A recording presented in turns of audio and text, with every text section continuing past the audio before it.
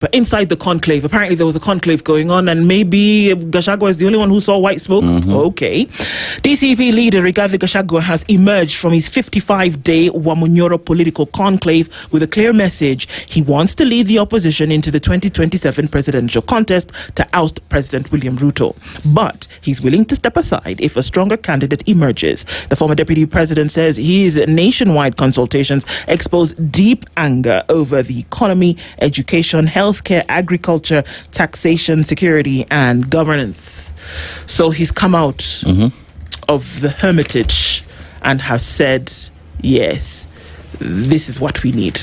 Again, Dr. Muhisa Kitui will be here at 8 o'clock to help us understand who is where. Narok teacher wins world record after publishing 20 books in 2026. That's a fantastic thing. True. I have often said that we as Africans, we don't write enough. And that's perhaps because we don't read enough either. And I think this is great that this is happening. I'd love to get one of those to see what it is that he's writing about. Yeah. Geologists are probing Rift Valley's lakes' rising waters amid tectonic activity. So the rift is rifting still. And you know that the Rift Valley is just not in Kenya. It comes all the way from here and it goes all the way to southern part of the country and goes actually through Malawi. So the Great Rift Valley is through East and Southern Africa. So it keeps going. So there's some activity there, and they're trying to see if this now contributes to the rising lake waters that we are seeing. Yes. Kenya is on alert as El Nino rains could continue into January 2027. It's one to watch. Over 150,000 first-year students apply for university scholarships. Remember that there are 294,000 first years. Over half of them have applied for university scholarships. And the key figures that we're looking at here, 159,551 first-year students who had completed the portal applications by August 20th. 150,403 applications included a university's fund scholarship, 149,000 scholarship and loan applications, 642 scholarship only. So what does that tell you? That they're saying, let's get the scholarship, but then also apply for the loan. So they don't have the cash to pay now. Applications still going on or incomplete are at 5,732, and 202,133 students placed in public universities for 2026-2027, 608,879 projected scholarship beneficiaries in 2026-2027, 78 billion shillings is the approximate cumulative government scholarships to public university students from 2023 to 2026. 30 billion is the government scholarships allocated. 47.9 billion is the scholarships dispersed between 2023 and 2026. Initial allocation to universities released is 2.5 billion, and that was this month. 19.9 billion dispersed in private universities under the differentiated unit cost framework. 270,000 is the number of candidates who attained C+ and above in the 2025 KCSE compared to 62,000 in 2017. 408,000 public university students reached through scholarships, and August 31, 2026, the deadline for students to complete pending HEF applications. Look, when you look at those numbers, I think it is commendable that the scholarships that are being given to these students are actually happening. This money is going. Is it enough? Nowhere near. But is it happening? Yes, it is. So I think that's a good thing. But I still believe that ducks need to be in a row.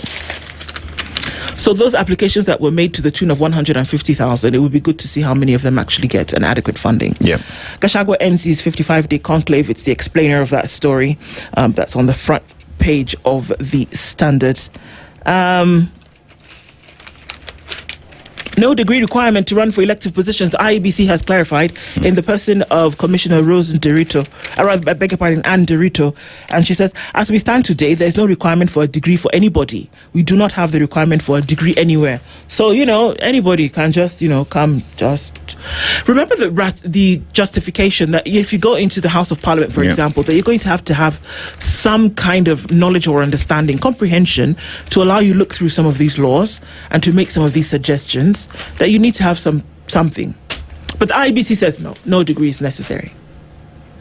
I don't want to judge anyone, but I'm looking at the complexity there is, especially when it comes to legislation and what it takes for, say you're coming up with a tax bill. if you can't read well, if you can't comprehend, how are you playing your role in representing your people when it comes to their views being included in that PL? You're not. I mean, we don't even have to think very far. Can Edwin Sifuna rekindle Kijana Wamalwa's Luya political dream? Well, there we go. That's the story there, and how social media is fueling Kenya's tribal fault lines. What did we just say? I had not even looked at the story. Yep. But what did we just say about what's happening in social media? And it's going absolutely crazy. Two mothers caught battles on the case for reproductive justice in terms of who owns the baby. Solomonic wisdom will tell you that, okay, you said this is your baby, he says your baby, let's share the baby. The person who doesn't want the baby to be shared is the one now who owns the child. There seems to be quite some heavy insistence on talking about the Western community and what it would mean. And I think that perhaps is some of the things that's fueling this controversies. 2027 election is months away, but Treasury is already spending for it. Yeah. Okay. State refuses to push to cut fuel tax. Rather, state faces renewed push to cut fuel taxes. It's in the Financial Standard today, being Tuesday. Some of the things that we look into, and newspapers and education gives us a mind into what's happening in the sector. All right. The Diamond League enters its home stretch, so we're going into that, and Kenyans focus on Zurich. That's happening this weekend, and so it'll be fun to watch who is coming out in the action. Get yourself a copy of the Standard newspaper today, or you can get the e-paper, www.standardmedia.co.ke.